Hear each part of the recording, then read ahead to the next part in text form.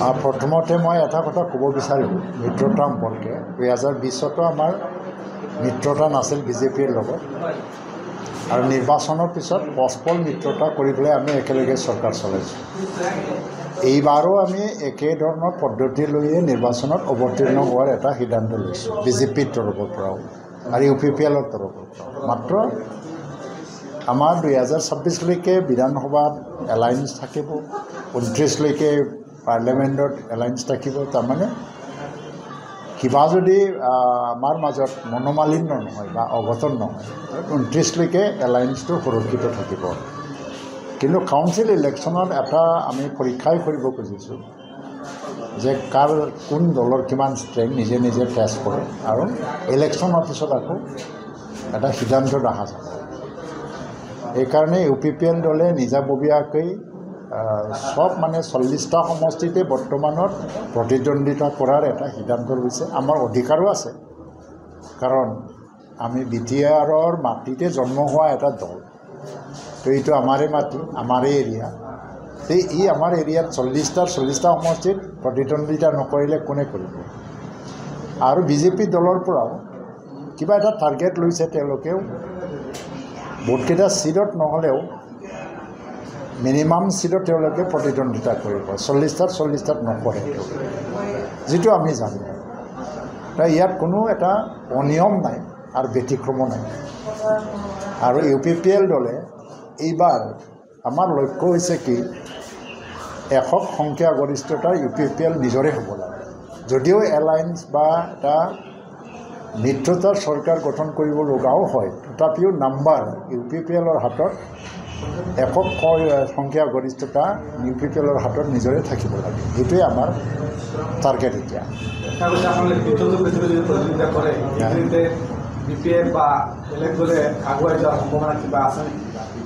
2020তো একেই আছিল নহয় জানো?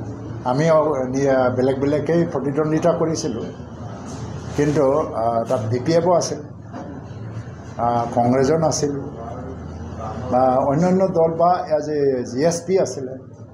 তথাপিওতো পৰিণাম দেখিছে আপোনালোকে।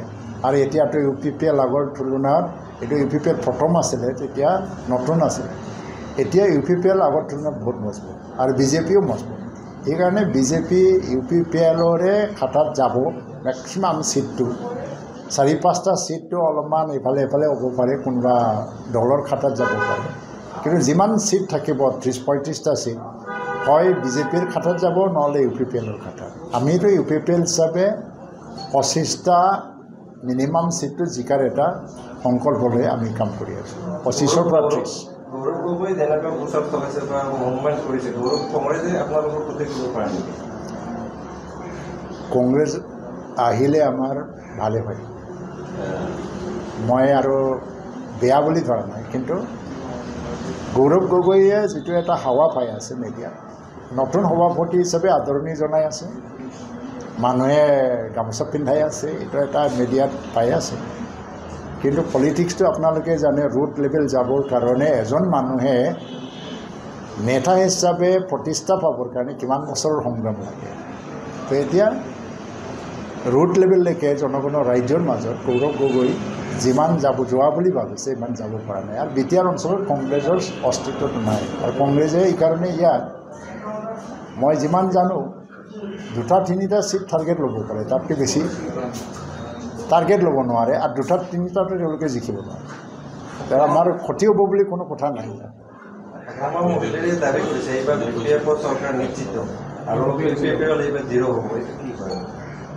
হাগ্ৰামা মহিলাৰী দাবী কৰা কথাটো ময়ো শুনিছোঁ, ছ'চিয়েল মিডিয়াত শুনি আছোঁ। আৰু ক'বলৈ গ'লে হাগ্ৰামা কোনফালে যাব এটা দুবিধাত পৰি আছে। যোৱা MP ইলেকশ্যনতে তেওঁলোকে কংগ্ৰেছৰ লগত এলায়েন্স কৰিব খুজিছে, কাৰণ কাৰোবাৰ লগত এলায়েন্স নহ'লে BPF দল জীয়াই নাথাকে। কিন্তু কিবা এটা বাধ্যতা আছে হাগ্ৰামা, কংগ্ৰেছৰ লগত যাব নোৱাৰি। তেওঁ এইটোকো বিচাৰে যে প্ৰমোদ বড়োৰ গাড়ী এৰি দিয়ক, BJPৰ পৰা ওলাই আহক, মই সোমাই যাম BJPৰ লগত। কিন্তু সেইটোও নহয়, তেওঁ BJPৰ লগতো আহিব নোৱাৰে। আৰু অন্য দলবিলাকৰ কোনো প্ৰাসংগিকতা নাই। কোনোফালে যাব নোৱাৰে।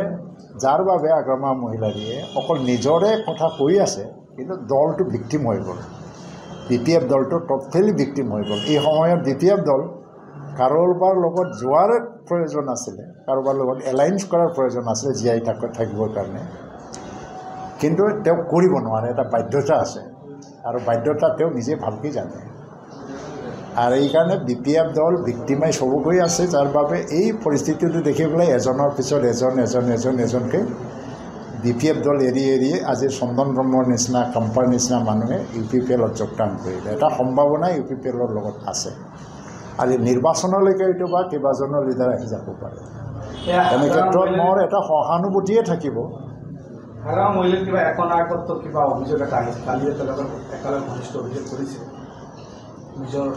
নাই এতিয়া BPF দলত কোনো দলৰ কোনো দলীয় নেতাৰ কথা নচলে আৰু নুশুনেও সি নিজৰ ইচ্ছামতে চলি আছে ই অকল নিজৰ ছাত্ৰক আগত ৰাখি পেলাই BPF কৰি আছে সেইকাৰণে BPF দল ৰুইনিং ইট ইজ এ মাৰ্জিনেলাইজ হৈ গ'ল টোটেলি মানে ইবা হৈ গ'ল তথাপিও মোৰ বেয়া ভাৱ নাই এই সময়ত ছাৰ্ভাইভেলৰ যুদ্ধ কৰি আছে জীয়াই থকাৰ যুদ্ধ ক'ব নোৱাৰোঁ কিন্তু এইবাৰ নিৰ্বাচনৰ পিছত হয়তো বা BPF দল হিচাপে জীয়াই থকাটো মুস্কিল হৈ যাব 4-5টাও যদি ক'ৰবাত জিকিয়াও আহে কিন্তু BPF হিচাপে থাকিবনে নাই এইটো অলপমান সন্দেহজনক তো আজি মই গোসাইগাঁৱত আহিলোঁ ইয়াত এটা ৰাজবংশী বুদ্ধিজীৱীসকলৰ লগত মই এটা মত বিনিময় কৰিছোঁ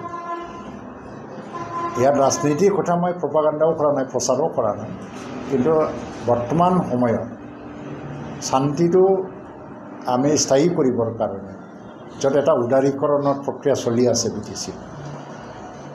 BTCত কট্টৰবাদ বা কট্টৰপন্থীৰ এটা ৰাজনীতিয়ে দমন কৰিছিলে এটা সময়ত অস্ত্ৰ আৰু কট্টৰপন্থী চিন্তা প্ৰতিটো জনগোষ্ঠীৰ মাজত সব জনগোষ্ঠীৰ মাজত কট্টৰপন্থী চিন্তা আছিলে এই কট্টৰপন্থী চিন্তাবিলাকে আজি নৰেন্দ্ৰ মোদী আৰু ডক্টৰ হিমন্ত বিশ্ব শৰ্মা আৰু প্ৰমোদ বড়োৰ নেতৃত্বত যৌথ নেতৃত্বত উদাৰীকৰণত মানে পৰিণত হৈ গ'ল এতিয়া সব জনগোষ্ঠীয়ে মিলি পেলাই উন্নয়ন আনিব লাগে এই উদাৰীকৰণৰ প্ৰক্ৰিয়াটো এটা স্থায়ী প্ৰক্ৰিয়া হিচাপে প্ৰতিষ্ঠা কৰিবৰ কাৰণে আকৌ বহুত বছৰৰ প্ৰয়োজন যাৰ বাবে প্ৰমোদ বড়োৰ নেতৃত্বৰ প্ৰয়োজন ডক্টৰ হিমন্ত বিশ্ব শৰ্মাৰ নেতৃত্বৰো প্ৰয়োজন নৰেন্দ্ৰ মোদীৰ নেতৃত্বৰ প্ৰয়োজন আৰু এই সকলোবোৰ দৃষ্টিত ৰাখি পেলাই যাতে ঠায়ে ঠায়ে মই নকওঁ যে অকল এটা দলকে ভোট দিয়া কিন্তু ঠাই বিশেষে সেইটো উন্নয়নৰ ছাত্ৰত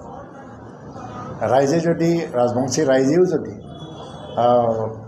এই নিৰ্বাচনত অংশগ্ৰহণ কৰে বা সিদ্ধান্ত লয় তেতিয়া ভাল হ'ব আমাৰ কাৰণে কিন্তু এইটো কথা মই ক'ব পাৰোঁ যে UPPL আজিৰ দিনত ইমানেই মজবুত দল 25ৰ পৰা 30টা ছিট দখল কৰাৰ লক্ষ্য লৈ পেলাই আমি আগবাঢ়ি আছোঁ কিন্তু 40টা ছিটত আমি খেলিম আৰু একক সংখ্যাগৰিষ্ঠতা এটা হ'লেও বেছিকৈ পায় এই দল থিয় দিব বুলি মোৰ দৃঢ় বিশ্বাস আৰু এই অঞ্চলত শান্তিৰ যিটো উন্নয়নৰ যিটো ধাৰা এইটো গতিশীলতা আকৌ প্ৰদান কৰি পেলাই আমি কাম কৰি যাবলৈ সক্ষম फरायसाफोरनि थाखाय मोनसे फोसावथाय सोलोंथाइ बोसोर 2025-26 नि थाखाय फरायसाफोरनि गोदानै मुं थिसननाय लानानै फैदों गसाइगाव BEd फरायसालिमाया क'क्राझार जिल्लानि गसाइगावआव थानाय गसाइगाव BEd फरायसालिमायाव दासान्दि BA कर्सनि सेथि सेमिस्टारनि मुं थिसननाया सोलिगासिनो national assessment end accreditation council grade मोननो हानाय आरो